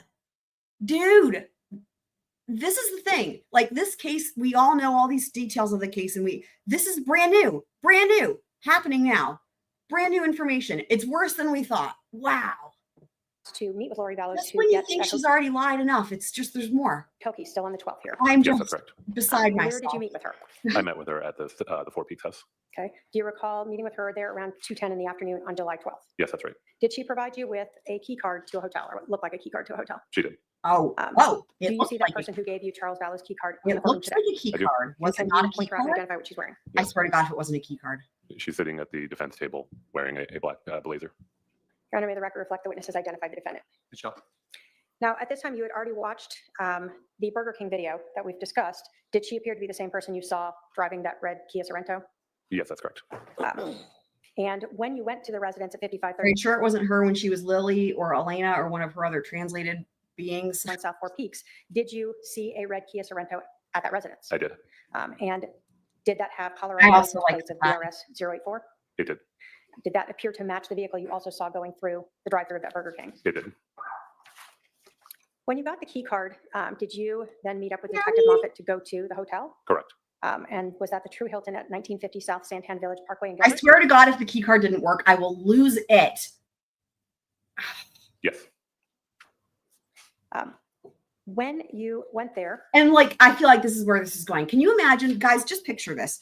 He meets with Lori. She's like, "Here's the key card. Supposed to be for Charles's room." What does she think is going to happen, right? If she hands him some sort of fake key card that doesn't work to the room, does she think he's just going to be like, "Oh, well," or like he's just not going to test it out? Are you kidding me? I mean, I don't know yet. We don't know yet that that's what happened, but I feel like that's where this is going. And you've got to be kidding me. You got to be kidding me. were you able to verify that that's where Charles Vallow was staying? Yes, I believe Detective Moffett spoke to them, but then we were directed to a room. To a room. So were you present with Detective Moffett during that? I was present, yes. Okay. And so you were provided with a room number where he was staying. Yes, Oh my God. And were you provided, well, you had a room key already to get in there. correct. Did it you, work? while Did it you were work? there or later, obtain both an affidavit and records showing that Charles Vallow had stayed at that hotel? Yes. If I can have my paralegal approach with 219. Oh my God. I just want to know if the key card worked. Contain an affidavit authenticating the reservation and room information for Charles Vallow at that True Hilton Hotel. It does. Bugatti. And that's the hotel you had gone to with the key card that you got from the defendant. Yes, that's correct. Bugatti came up in our trivia night. The state will move to admit, and I forget what number that is. Is that 219? Sorry. This is 219. State will move to admit 219. Any objection? No objection, Your Honor. 219 is admitted. And if I can publish that, Go we ahead. all know. Thank you. Elmo! We love you, Elmo. Oh, yes, we do. When you're not with us, da, da, da, da. When you're not with us, we're blue. Oh, Elmo, we love you. We love you, Elmo. Elmo song. Just made that up. So Can you show us, please? you see Camera this is people? from Exhibit 219, the True Hilton at 1950 South Santan. Yes, And did this show that Charles Vallow arrived on the 10th and was supposed to leave on the 13th? yes, that's correct. From James? And then were you also provided with information Yes. that this was Charles Vallow's room? Yes, that's right. Being a Twiz. Did you and Detective Moffett go into room 127? We did. And when you went in there, what was inside? There were items that I understood to belong to Mr. Vallow. That was our primary reason for being there, was to secure them. A backpack, 2 suitcases, I believe, at least 1 laptop computer. I assisted in gathering these up and impounding them. So all of those items were brought to the Chandler Police Department and impounded. That's right. So far, they've not followed up on if the key actually let them in or if it was other means, but we'll see. After you had gone to the True Hilton Hotel, did you also learn that the defendant had told Detective Enclem that she had stopped at a Walgreens to buy some flip-flops? Oh, with the Initially, I was Walgreens. told at CVS. Whether I misunderstood or there was a miscommunication, I initially believed it was a CVS. So did you try to locate a CVS in the generic area that you're looking at the Burger King and the school? I did. I tried actually 7 different CVS locations trying to locate video and wasn't able to. So at that point, you were unable to verify that initially. Correct. Were you then asked to review the GPS data that was extracted from Charles Vallow's cell phone? I was. Did you have anything to do with extracting the data from his cell phone? I did not. Okay. Can you talk to us about this GPS data that's part of this Please. extraction? Like, do all cell phones give us GPS data? As an end user and the person who doesn't do the extraction, depending on a particular user's settings, particularly if we're talking about smartphones, phones equipped with a GPS module, and Sorry. the GPS module is working, Oh my they God. may No, no, record no. the GPS location. Okay, sorry. I just got really excited. Sorry if I hurt anyone's ears. This is just my favorite thing. I just love this so much. Oh my God. The device for various reasons, This depending. dude is all of the things. He's like, not only are we going to learn about the time that Lori actually went to Burger King, but also, sure enough, not disappointing on the cell phone. Because initially I was like, oh, maybe he's not going to talk about the cell phone shit. No, he is. Here we go. Oh my God, oh my God, oh my God. On the settings. I, for example, keep my GPS location Yes. off, so you would not expect to find very many GPS recorded locations on my device. Many people keep them on. Sorry, let's hear that part again.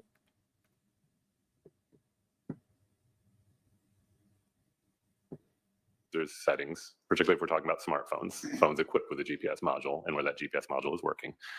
They may record the GPS location of the device for various reasons, depending on the settings. I, for example, keep my GPS location off, so you would not expect to find very many GPS recorded locations on my device. Many people keep them on. I find it quite Right. common.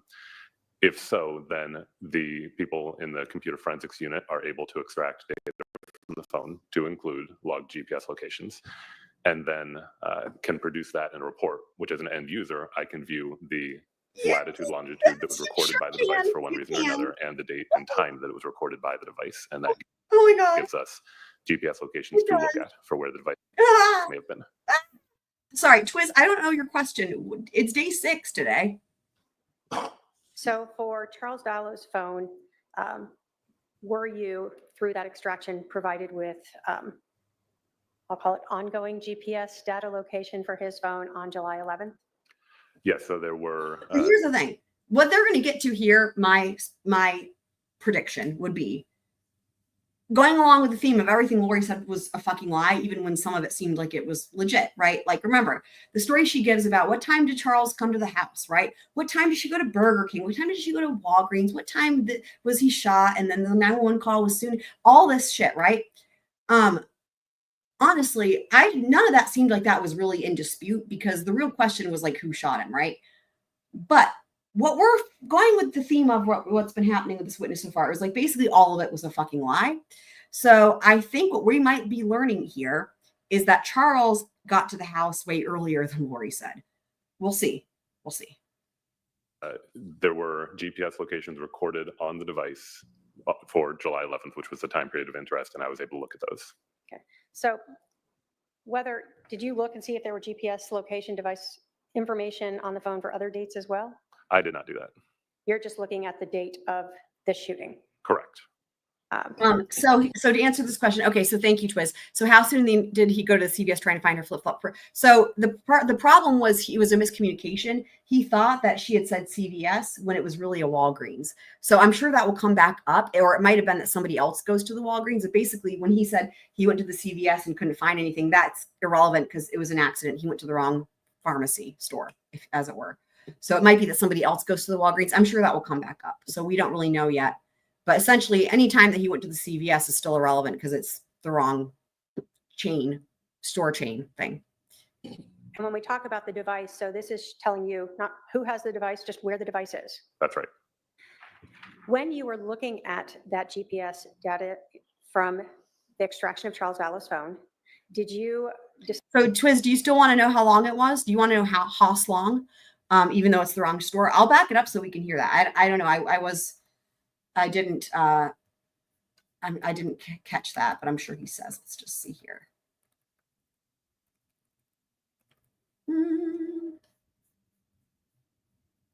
Hoslong. Trying to locate video and wasn't able to. So at that point, you were unable to verify that. Whether I misunderstood or there was a miscommunication, I initially believed it was a CVS. Hold So on. did Go back a little further. At least one laptop computer. I assisted in gathering these up and impounding them. Um, So all of those items were brought to the Chandler Police Department and impounded. That's right. After you had gone to the True Hilton Hotel, did you also learn that the defendant had told Detective Enclem that she had stopped at a Walgreens to buy some flip-flops? Initially, I was told a CVS, whether I misunderstood or there was a miscommunication. I initially believed it was a CVS. So did you try to locate Okay. a CVS in the So generic? the time frame for this is right after he went to the hotel, like same day. So this is right after the murders, right? So yeah, this is immediately.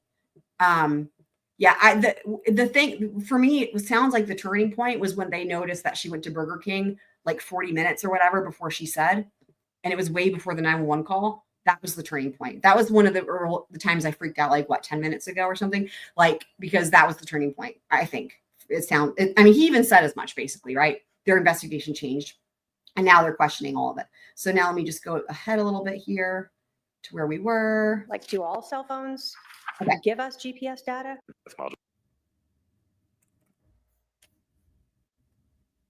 People keep them on. I find it's quite common.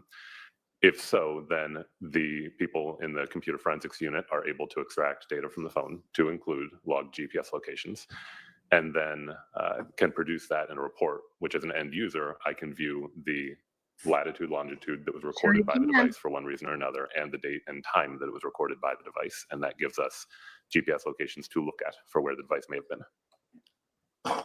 So for Charles Vallow's phone, were you, through that extraction, provided with, I'll call it ongoing GPS data location for his phone on July 11th? Yes, so there were GPS locations recorded on the device for July 11th, which was the time period of interest, and I was able to look at those.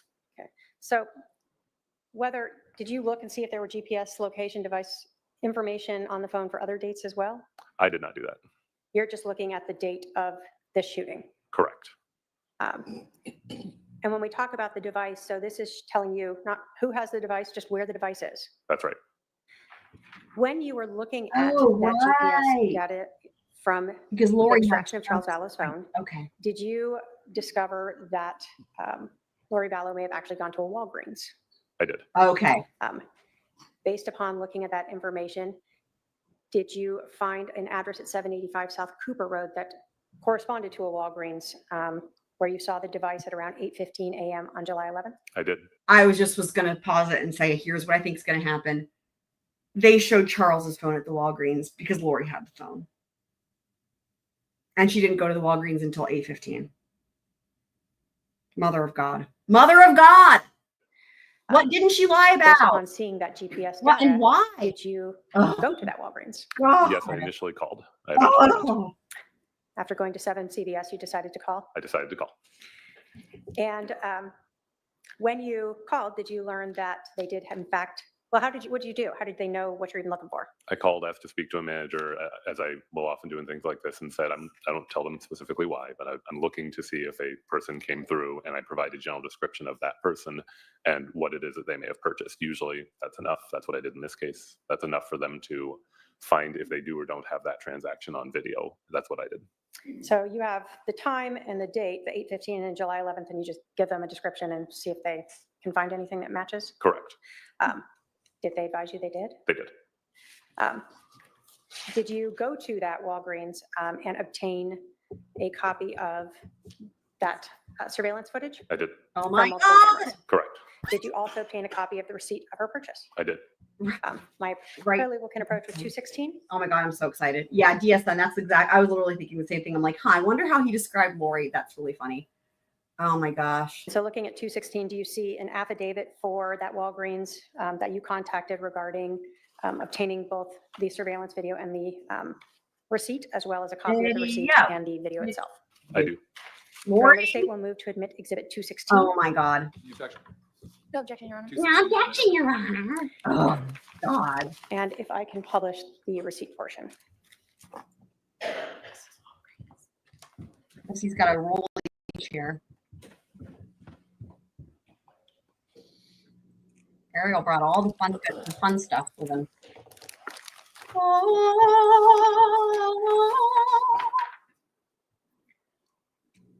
So for this receipt, it advises that at 8:19, Yay! there was a purchase for 2 different pairs of flip-flops. Oh my God, no. Are these women's flip-flops?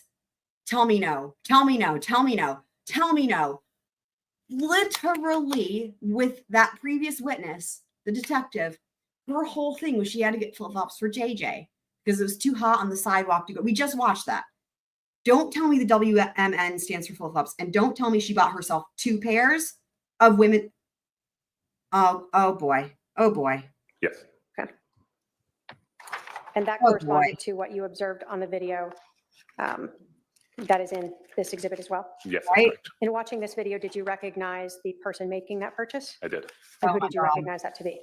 I recognized Ms. Lori Vallow at the time, now Ms. Daybell, from having seen the body worn Did JJ video and also even go having to met her in school person. then? I have questions about so much more now. And the Ugh. video that you obtained here, did you also incorporate that into a PowerPoint presentation that you Like, created do we showing know? the GPS data No. location from July 11th, 2019? Do we even know now that JJ did go to school? 8:19 a.m. I know. Everything is all being flipped on its head here. I did. Mother of God.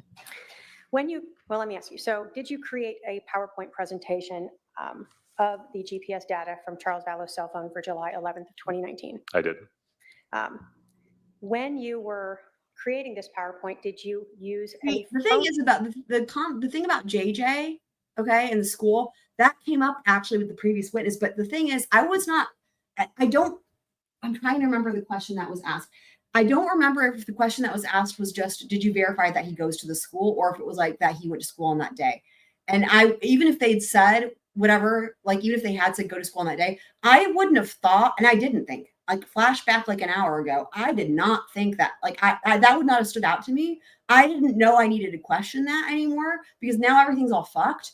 And I was not like, does anybody remember specifically about that? Was that confirmed that he did go to school even? Or was it just that he was a student there? Because I feel like that might have been the question that was asked. Oh my God. Oh my God. phone records for other individuals such as Lori Vallow? I did.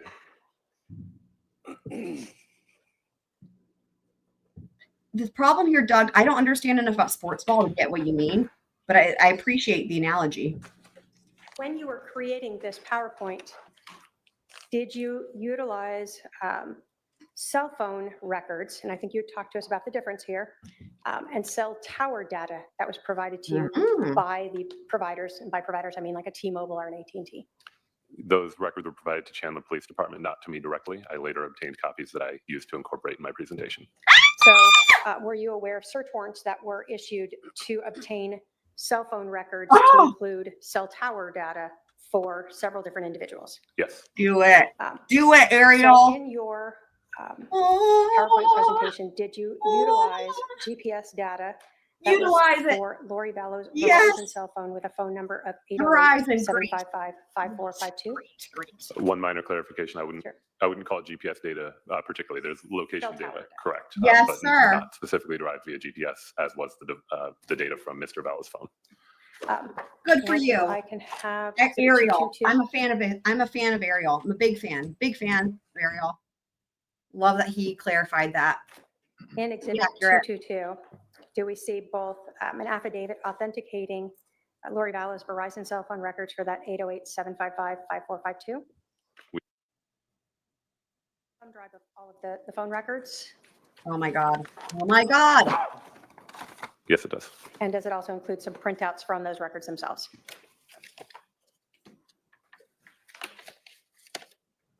Yes, it does. State will move to admit 222 into evidence. Any objection? No objection, Your Honor. Objection. 222 is. I'm already objection. Did you utilize then some of those, I've devolved into some of the cell walking tower away. data that was provided by Verizon Oh, and those God. records Oh, for Lori God. Vallow's cell phone in your PowerPoint presentation? I did. Did you also become aware of the police executing a search warrant for another cell phone associated to Lori Vallow with T-Mobile for 480-692-9562. Yes. Did you read any text messages about the You were storm? provided with those records so that you could also look at the cell tower usage of that phone on July 11th. Yes. If my paralegal can approach with 220. Approach, approach, it's time to approach. Looking at Exhibit 220, is there an affidavit in there from T-Mobile Yes, there is. related to, again, Lori Vallow? 480. She just lost her sound somehow. It was not, that's Does not that us. also include a thumb drive of all the records in there, It does. as well as some of the records printed out? Yes, it does. The state will move to admit Exhibit 220. Any objection? No objection, Your Honor. 220 is admitted. If I could just do one more. before Go you- ahead. One more. Were you all Verizon cell phone records for Alexander Cox for a phone number of 480 Alex. hour data Cox. that was part of them in your PowerPoint presentation for right. July 11th, of 2019? Yes. And if I can have my paralegal approach with 221. 21, do you see an affidavit there from Verizon for the Verizon cell phone records for 480-310-9120? Thanks, An Glenn. affidavit, but I see this is the number ending That sounds in my 5452. head.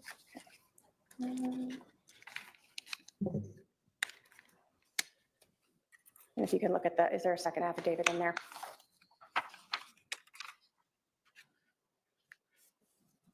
Ariel is Yes, this does include 9120, but I saw on the envelope here, it lists the the law there's- witness. Perfect. So there's an affidavit in there for the 9120 number There is. associated with Alexander Cox. yes. And there's also a thumb drive in there of all the phone records associated with, again, that number 480-310-9120. Get it. Let's go. And those were, again, records that you I swear if they break for lunch before the PowerPoint, I'm gonna lose it. utilized to one. PowerPoint, Any objection? No let's objection. go. 221's admitted. Now, you talked to us earlier about your training experience in using GPS data and cell tower data, correct? Yes. When you are looking at either GPS data from a cell phone or cell tower data from a provider, do you try to verify the accuracy of that information by comparing it to other sources? Absolutely. For instance, you told us that my you God. were using the GPS data from Charles Vallow's cell phone, and you, You know, I just feel like I don't know what else to say this, guys. If ever there was a thing of like too much foreplay, like it's been going, like get to the PowerPoint, okay? We're all excited to get to the PowerPoint. That's how I feel right now. went to Burger King. Correct. And were you looking at the times to see if the GPS data and time matched what you saw in that video? Yes, with one slight correction. I went to the Burger King initially because it was the closest one. Later, when I was given the GPS data, I looked and saw that it did, in fact, accord to the Burger King. And then I went to the Walgreens because of what I had seen in the GPS data. In either direction that you do that in, essentially what I'm trying to do is make sure just because a device has logged a location at a particular date and time doesn't have to mean it was there. The device could be wrong. It could have been changed in some way. One of the things that we do to make sure that we are relying on good data only is to find other means of corroborating if the device was apparently at that location. Thank you. So I had this plugged in here, if I can just admit it, but Okay. did you provide the state with Exhibit 209, that is a thumb drive of your PowerPoint presentation? Yes. Yes. Yes. Did you sign, Yes. and I think put your badge number on the back of it? Yes, that's correct. And that's something you created that we've talked about. Okay, incorporating or aligning fine. to Evidence. Dude, Any move it. objection? Move it. Let's take our noon recess. Oh, I'll remind the jury of No. the admonition. No. We'll resume. why? Why? Okay, they might actually hold on. Let's go live. They might actually be back already, which would be freaking amazing. Why? I called it. This is to torture me and probably some other people. God damn it. Did they say what time they're coming back? Hold on. Oh, God. Let me just go back here and see if he says what time they're coming back. Rating if the device was apparently at that. That we've discussed. That's correct. Your Honor, the state will move to admit Exhibit Oh, Lord. 209 into evidence. Any objection? No objection, Your Honor. 209 is admitted. Might be a good time to break Right. before we start with this. All right, let's take our noon recess. I'll remind the jury of the admonition will resume with the jury at 1:30 PM. Okay, 1:30. It is, what is it? 1:07 their time. Oh, my thingy is in the way. It says it's 1:07 their time. So in other words, it's like 23 more minutes or something. Although having said that, it's on a 30-minute delay.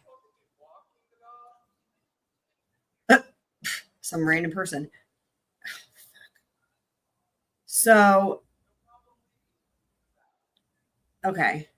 So in other words, if they come back at 1:30 and there's a 30-minute delay, that would be 2 o'clock. So it's like more time. God damn it. Well, that's just great, isn't it? We have to wait now. We have to wait longer.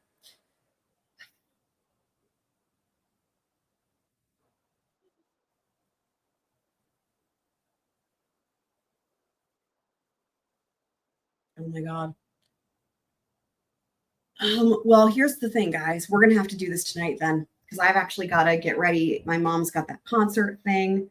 And I've got some stuff to do before that. So we're going to have to do this tonight, part 2. That's what we'll have to do. So, gosh darn it, though. Of all the cliffhangers, they did the same thing yesterday with the freaking insurance calls. Maybe they just want to make sure the jury comes back after lunch, right? Jesus. So yeah, we're live right now with the court feed. And so they're on lunch break. And yeah, because of the delay, if it wasn't for the delay, I'd be like, we'll hang around and see if we can get to some of the PowerPoint. But I was forgetting there's that 30-minute delay. So it'll be instead now, what? Yeah, 40, 50 minutes from now, right? And that's if they start on time. So yeah.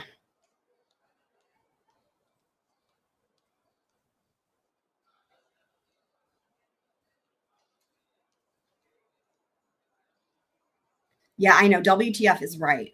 WTF is right. I'll pull my thing down so you can see, like, it's got the time, I guess. Right now it says one.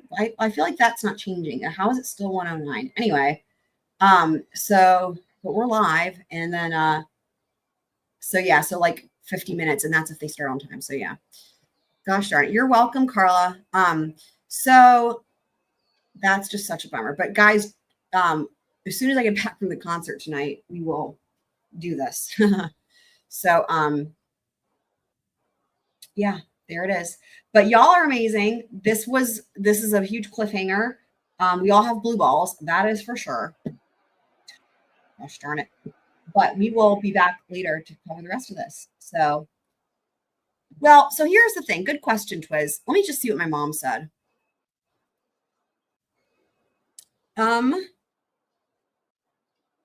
She says she doesn't know if it's going to work. She's got enough stress to think about with the concert. So she's got Daniel, my brother, handle it through her account. And so basically the thing is like, I don't know if the live streaming is going to work. So maybe I need to get in touch with my brother. Basically, here's the deal. If the live stream is not going to work, I'm going to go in person. But if the live streaming is going to work, then I can live stream it for you guys that want to watch. And we'll do members only. But then I can explain everything that's happening in the concert and all that. And we can do all that. So yeah, I think I just need to ask my brother because he's the one who's going to be doing all of it.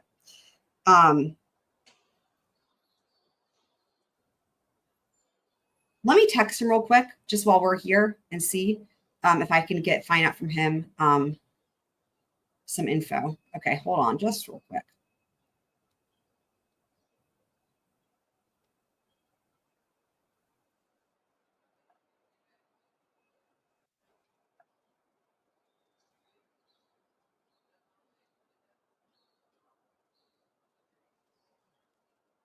I'm just texting him.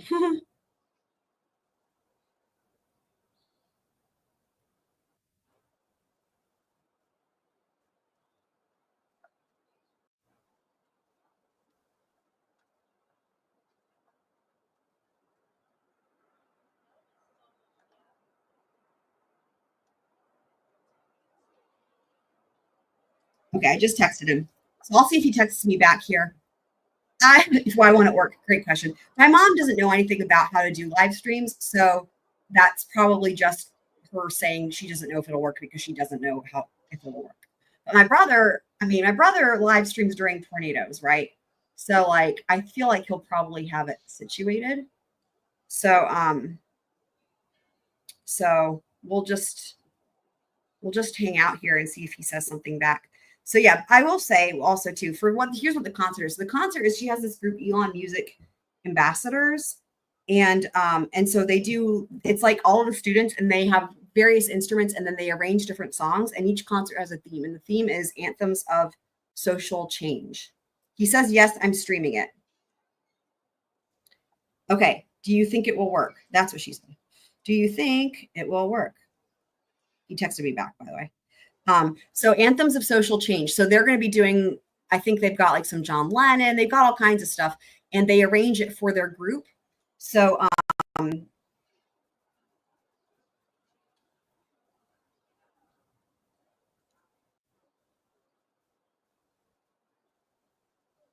I love that you guys are interested in it though. That's super fun. And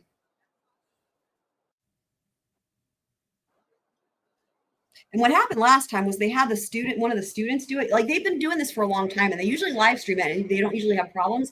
On the last concert, she had a student do it and I don't know what they did, but they messed the whole thing up. So now she's having my brother do it apparently. So these students, this is a really elite group to get into, by the way.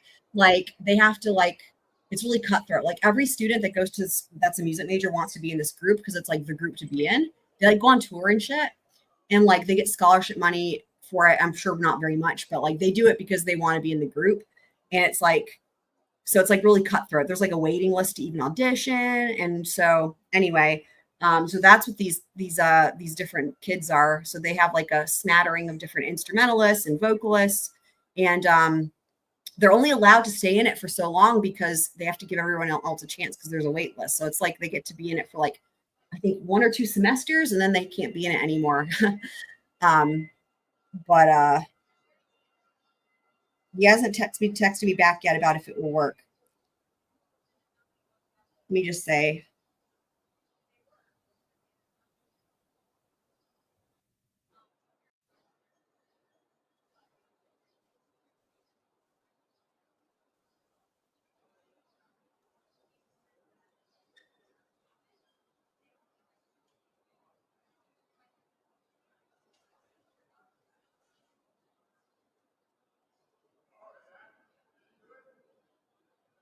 Some hullabaloo happening at court outside the courthouse there.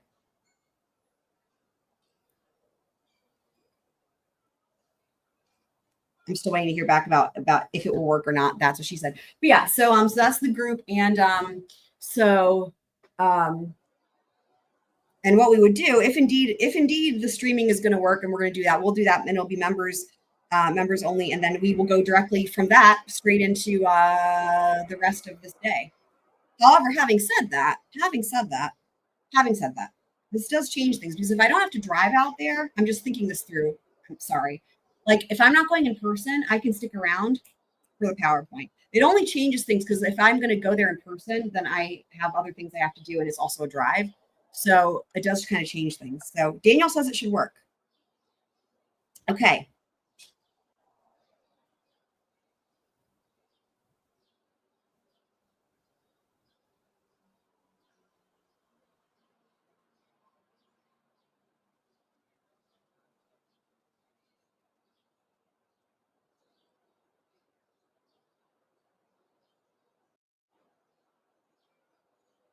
He says it should work. Okay.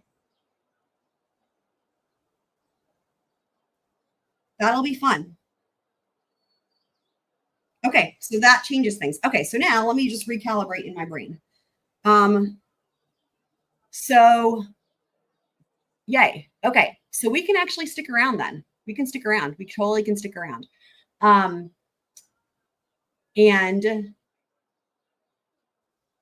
we may be able to finish out the day. So the concert's at 7:30 my time. Let me do this. Let me do this. Okay. What I'm going to do is this. We're going to come back. I'm going to make another stream. I have to set some things up. We're going to come back for the next part. Okay. Because again, we have all this time. Because what I need to do is I need to set these streams up. So that's what we'll do. So we will come back. We will come join us in like whatever it was, like 50 minutes or 40 minutes or whatever. And that's what we'll do. And then we will watch. And the rest of the day at court will probably take us directly into the concert. So I just need to get this stuff set up. So yeah, that's what we'll do. Yeah. Okay. Does that sound good, people? So I will set those streams up. And we will have it will be a squirrel party marathon, guys. That'll be super fun. And if we don't finish court before the concert, we'll watch the concert and then we'll come back to court. We'll just keep going. Hardcore scrolling. So that sounds good. All right, cool. There's a concert tonight. Yes, there is. It is. It's my mom's concert. I mean, it's her group from Elon. Elon's a school, by the way, in North Carolina. So it's Anthems for Social Change. The official says, let's go. Okay, cool. Awesome. So yeah, so I'm going to get the details to you for my brother. And then I will basically just share that stream. That's what we'll do. And we'll do it members only. So that'll be fun. And so we'll get to do all of the things. We don't have to miss out on anything. Neato. All right. So let me get that set up. I will be back here. We'll be back for court in like whatever, 50 minutes or so. And then we will be rocking and rolling into the concert. So love y'all. Y'all are the best. And I'll see you guys here shortly.